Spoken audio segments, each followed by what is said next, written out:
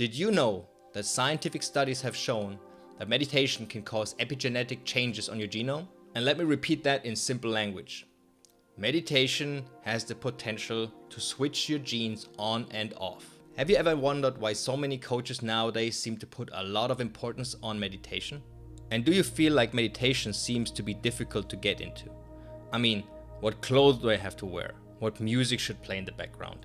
Do I need a yoga mat and one of those Indian meditation cushions? Oh, and what pose do I have to sit in for the best result? Well, here's the good news. You can stop worrying about all that shit because you don't need any of it.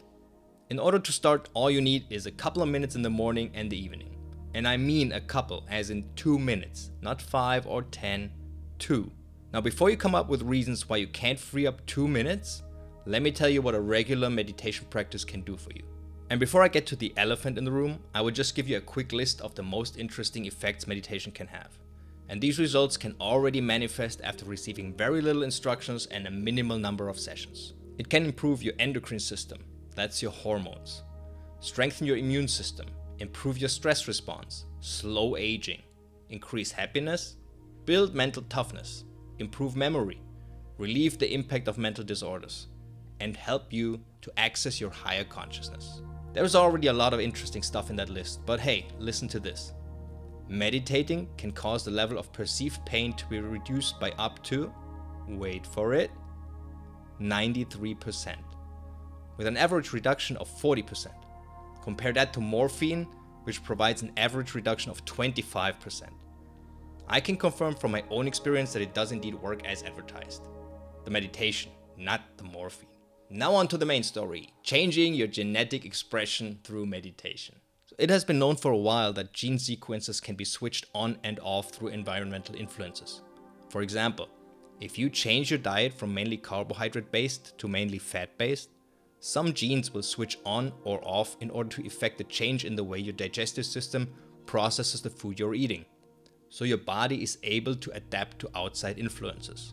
But now some new research has found that your body can even start changing due to purely internal influences like those created during meditation.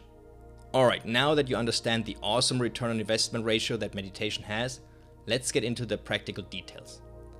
This will be the simplest version of meditation, because at an entry level, this is all you need. Most instructions are way too complicated. We will focus only on what is really important to get you started. Let me make this clear. This is all you need to get great results. You can work with just these instructions for years. I have a lot of experience with a lot of different forms of meditation, but I mainly do what I'm going to show you now. Remember, John Wooden said, champions are brilliant at the basics. And Albert Einstein said, if you can't explain it to your 6-year-old, you don't understand it well enough. So here comes my explanation of the basics for a 6-year-old. What's our goal? To focus on a single thing for an extended amount of time. And how do we get there? We'll focus on our breath for 2 minutes.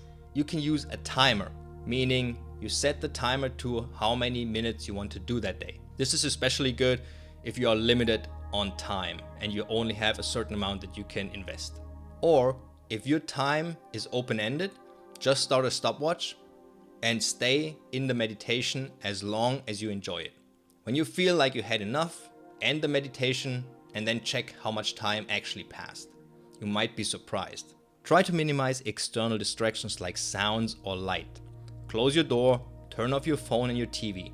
It's okay to close your eyes. Sit comfortably to prevent aches and pains from distracting you. Try to sit with dignity. That means upright with your head balanced on your body, so you have to use minimal muscular tension. Observe your breathing.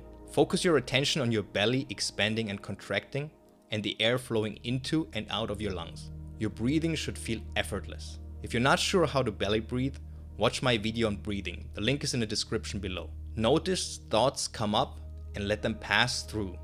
Don't dwell on them. Refocus on observing your breath. That's it. That's all there is to it. If you're tired of hearing me rambling on, go ahead and start practicing. But if you are like me and prefer a little more background to those principles so you can better adapt them to your personal circumstances, then the next part is going to do just that. Why are we doing it that way? Because I say so, because my teacher told me this was the way to do it, because we've always done it that way, because that's the way written down in this book. Now, if this is the explanation that you're getting from your teacher, it's time to find a better teacher.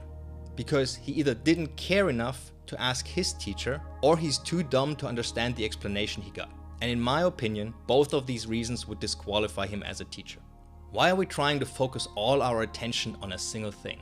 Your conscious mind is only able to focus its attention on a single thing. You might think that you're able to multitask, but this actually is just your consciousness switching its attention between different tasks very quickly. Your subconscious is able to run multiple things in the background without the need of your conscious attention, but automating tasks like that requires to put in a high amount of training repetitions first. We are trying to use this limitation of the mind as a way to silence the constant chatter of our monkey brains. You know the feeling when you're trying to quiet the mind and not think of anything? And the weirdest thoughts pop up in your head seemingly out of nowhere.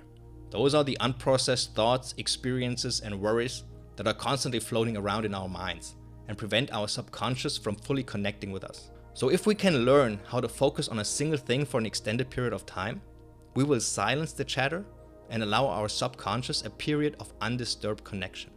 I'm sure you've heard the quote, "Energy follows attention." This suggests that in order to effect changes, you would need to direct your attention to specific areas that you would like to improve. And this is what is done with advanced meditation techniques like visualization. However, the studies found significant improvements in many areas even without focusing one's attention on anything specific. To me, this suggests that by simply reducing the interference of one's conscious mind, one's ego, and from stimuli from our surroundings like lights and sounds, your subconscious or your higher self has an opportunity to re-emerge and take control of your system for some time. You can look at this like the body's self-healing powers being supercharged for a few hours, where all kinds of problems are being worked on. Since this positive effect only lasts a few hours, it is important to be consistent with your practice and ideally do a short meditation session in the morning and one in the evening, rather than doing a longer one only once a day or even more sporadically. Why are we only doing 2 minutes? Because doing 2 minutes is always possible. There is no excuse like I didn't have time to meditate for 2 minutes, especially since you don't need a special room or special gadgets to do it. You can do it anywhere. Meditation should be an enjoyable experience. There's no point in having to fight to stay in a meditation pose or in a meditational mind for 20 or 30 minutes if you're already losing your focus after 1 or 2 minutes. All that will do is it will prevent you from enjoying the experience, and then you're probably going to just dump the whole idea altogether. And by the way, you can always go longer. It's just that I'm not prescribing you a specific amount of time over those 2 minutes in the beginning. The idea is that once you've been doing 2 minutes consistently in the morning and evening for a few days, you will see results. And those results will make you want to do more meditation, do longer sessions, because you want to get even more of those results. So that way it becomes an internal drive that you want to do more instead of an external workout plan that you think you have to follow. Meditation is not something like a workout where you just grind your teeth and power through. It's absolutely essential to stay relaxed. And it's a long game, it's not a sprint. Okay, so you will be doing this for the next decades, not just for 2 or 4 weeks. Why is it important to minimize external distractions like noise and close our eyes? Eventually, you will be able to ignore all external and internal distractions like noise and pain. But as a beginner, you want to stack the deck in your favor as much as possible. What about all the different positions you see? Some of those positions have a cultural background, and some are actually meant to cause pain that the student must learn to ignore. It's perfectly fine to sit on a chair or even lay down on the ground. If you tend to fall asleep while meditating, you should change the time when you're doing it to a time when you are well rested. It's not the position's fault when you fall asleep. It's you not getting a proper amount of sleep. Why are we focusing on our breathing? Well, you always have your breath with you, and it is always active, whether you focus on it or not. Your breath is semi-autonomous. You can control it voluntarily, but don't have to. Altering your breathing rhythm is a means to change your internal condition. It gives you feedback about your state. Are you excited, exhausted, afraid, calm, tired, and so on.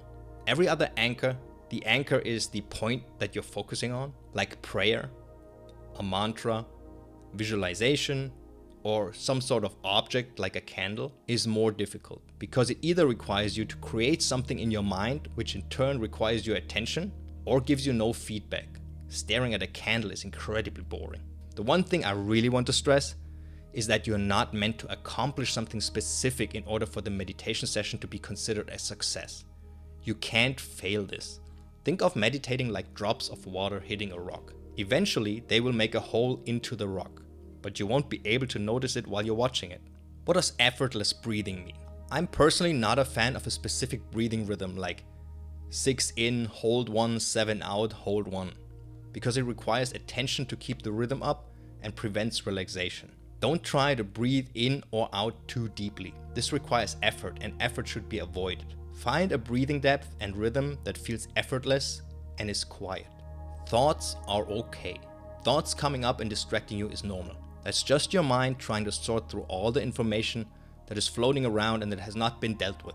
The goal is not to suppress those thoughts, but to just watch them come and go and not focus on them, but instead just notice that they are there and focus back on your breathing.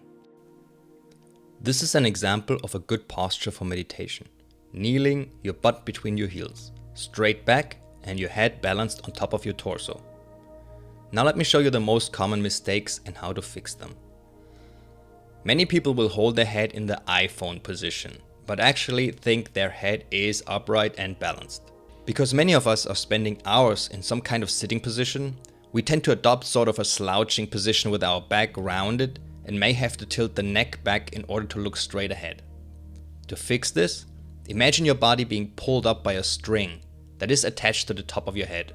If you attach that string to the back of your head, it will even help to pull your neck into the correct position so that you are looking just slightly downward. As for your feet, you can either sit on your heels or between them. And by all means, it is perfectly fine to sit on something like a bench or on a cushion. Whatever helps to minimize your discomfort. My hands are either folded and rest on my lap, or I simply put them on my thighs. That's it. As I said, very simple. Alright guys, this is the end of the video. Thanks for sticking with it to the end as usual. Now in short, this is what's important. Start with 2 minutes, extend the time whenever you feel like it. There's no upper limit. Do it twice a day, in the morning and in the evening. If those times don't work for you, find other times. Try to sit straight and relaxed, focus on your breathing, and learn to let your thoughts just pass through. That is it. That's all there is to it. Now do that regularly. Consistency is key with this stuff, okay? It would be awesome if you could share your experiences in the comments or in a private mail to me. I'm always interested in how you guys are doing. And as I mentioned in the last couple of videos, if you have a friend that needs this information, please share the video with them. Do the guy a favor. All right? And do me a favor. And with meditation, it's the same thing as with life in general. It's all about the journey and not the destination. So good luck on your journey, enjoy it, and I see you on the path.